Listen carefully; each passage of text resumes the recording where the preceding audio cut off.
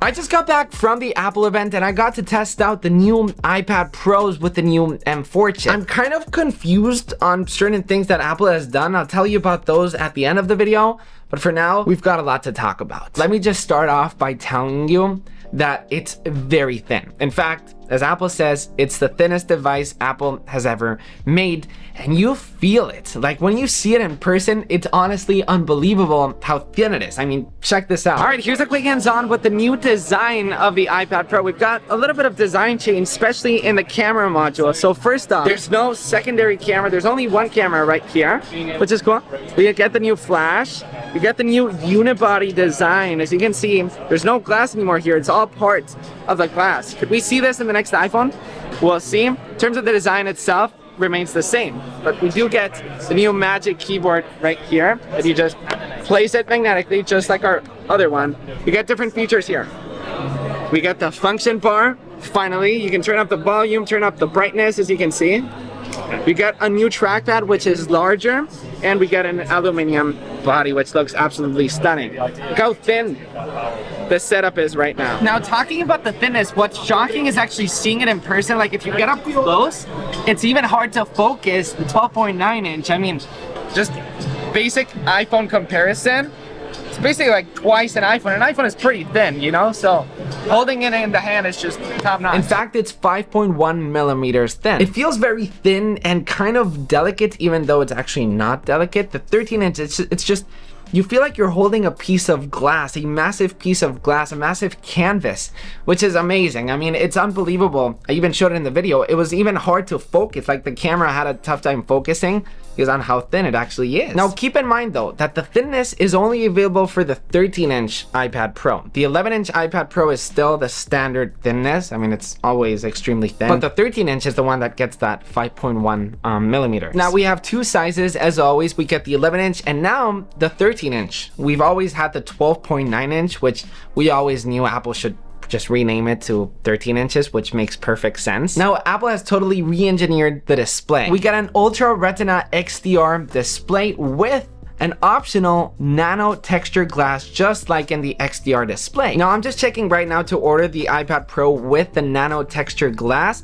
And keep in mind, so if you actually want to pick up the nano texture glass, first of all, it will be $100 more. And you can only get it with the 1 terabyte or 2 terabyte storage option. So you're gonna have to spend a lot of money if you actually do want that nano texture glass. Keep that in mind. Now, why would you want to pick up the nano texture glass? Well, it actually reduces glare a lot. For those of you who have the XDR display, you know what I mean. In really sunny conditions, you will get a lot less glare, which is definitely welcome if you use your iPad a lot outdoors. The long-awaited OLED display also gets up to 1,600 nits of brightness, of peak brightness, which is also cool. We also get some weird decisions with the camera. As you know, the iPad Pro has always had 2 cameras, but now it only has 1. So instead of making the iPad Pro better, Apple is like, you know what? You want 2 cameras? You want it? I'm gonna give you 1. Instead, I'm gonna give you a better flash, which I'll tell you in just a second. But yeah, the new iPad Pro only has 1 camera now, which is fine, I guess. I mean, let's be honest, do you use the camera on your iPad? You only use it for documents, right? Well, that's why Apple has upgraded the True Tone Flash, which is perfect for scanning documents. So once you actually scan a document, the iPad will take a couple different photos with different shadows, different highlights with the True Tone Flash, and what you'll get is pretty much a scan of the actual document. Instead of you scanning it like physically, you're pretty much gonna get the same result. I'm very excited to actually test it out. I didn't actually have the option to actually test it out at the Apple event. I'm definitely very curious to see how well that actually works. It's also compatible with the new Apple Pencil Pro, which has this new pinch feature, which you can actually pinch on the Apple Pencil and you'll get different menus. The new Apple Pencil also has Find My support. How many times have you lost an Apple Pencil in your life? I've lost like way too many, which is amazing. You also get haptic feedback, which is incredible. So if you actually pinch, you'll actually get some vibration. Depending on the menu and your Apple Pencil inside of settings, you'll actually get different vibrations, which is really cool. And if you actually twist the iPad, if you're using Procreate, for example, the brush will actually shift as well. Here's a quick hands-on with the Apple Pencil Pro. Check this out. You can now pinch and you now get a menu bar, for example, in Apple Notes. And as you can see, I'm now twisting it and the actual depth, the width of the actual tool is changing. Isn't that cool? Find My. Apple Pencil finally has Find My. I'm happy. Okay, we gotta go. And Apple has also announced the new Magic Keyboard exclusively for this new iPad Pro. Now, that was probably one of my favorite things about this new Apple event. It's the actual Magic Keyboard itself. Now, it is extremely expensive, like very expensive. I obviously have to live with it and test it out to give you my opinion, but the quality of it is seriously so good. So first off, it's made out of aluminum, so it's really looking like a MacBook now, right? It's got that MacBook look of it, which looks amazing. I loved touching it and feeling it in person. You've also got a function row now, which was a feature that I'm not even gonna say is definitely welcome, because it's something that should have been here from the very beginning. Even though you've got the volume, you've got the brightness controls as well, and you've got a larger trackpad now with haptic feedback as well. So it truly feels like that Apple is really trying to replicate that MacBook feel. And talking about that MacBook feel, the actual web camera has actually been placed from vertically to horizontally, because we all use iPads now with the keyboard, and it really didn't make sense. I've said this in so many videos that the camera was placed and should have been in landscape all this time. Apple, thank you. Now, what I told you in the beginning of the video, the M4 chip, yes, the iPad Pro now has the M4. Apple totally skipped the M3 for the iPad, and Apple has just announced the M4, even before the Mac. And if you actually take a look at Apple's website, it actually says that it's perfect for AI. And I think right now the problem of this new iPad Pro is what we've had for the longest time.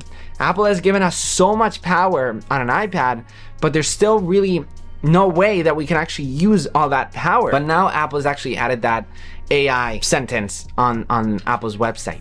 And that's what makes me truly excited about this new iPad. So we have the king of the iPads themselves. I want to know your thoughts on the iPad Pro. The new one, I mean, what are you excited about anything in particular? I mean, I guess the best thing so far that they've shown is like, honestly, it's mad how thin it is. It's unbelievable. I can't believe.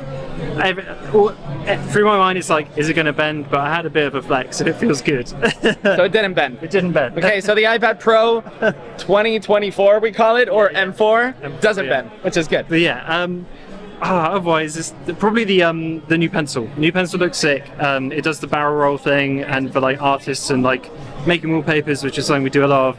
It's gonna be sick for that. He makes amazing wallpapers, which are linked down below in the description. Do we have any coupon code that you want to add? Oh no, I literally don't. I don't run it. No discount codes. Just click the links down below in the description. For me, like, the iPad looks amazing, right? Yeah. The Pro. Yeah. But the M4 is what's truly special about it. Yeah. I think we still have the same problem, which is iPadOS. So we'll have to see WWDC if that gets anything improved, 100%, right? Yeah, I think it's going to get to the point where you just pick iPad or Mac. Yeah. That's that. Because it's curious, like, when you say, like, what's most exciting about the new iPad Pro, you're like, the new Apple Pencil. But the new Apple Pencil is already compatible with previous Apple. Yeah, it's true. It's true. Yeah. We'll see. I mean, hopefully it will get better. Yeah, but M4, for the first time ever, right? It didn't come to the Mac for the first time. It came to the iPad first. Yeah. Which us as iPad lovers, no hate on the iPad. No. I'm just saying it needs software improvements, but anyways, exciting. Exciting times. Channel in the description. Amazing channel. One of my favorite. Oh, cheers, man. I feel like this iPad right now is halfway there, because WWDC is coming very, very soon, and Apple will truly launch all of those AI features that I'm sure a lot of them will actually be exclusive to this M4 chip, because Apple, I believe, is planning a lot for this new WWDC and a lot of AI features that this M4 chip will truly take advantage of it. We also got a new Final Cut Pro in Logic, but that's for a separate video.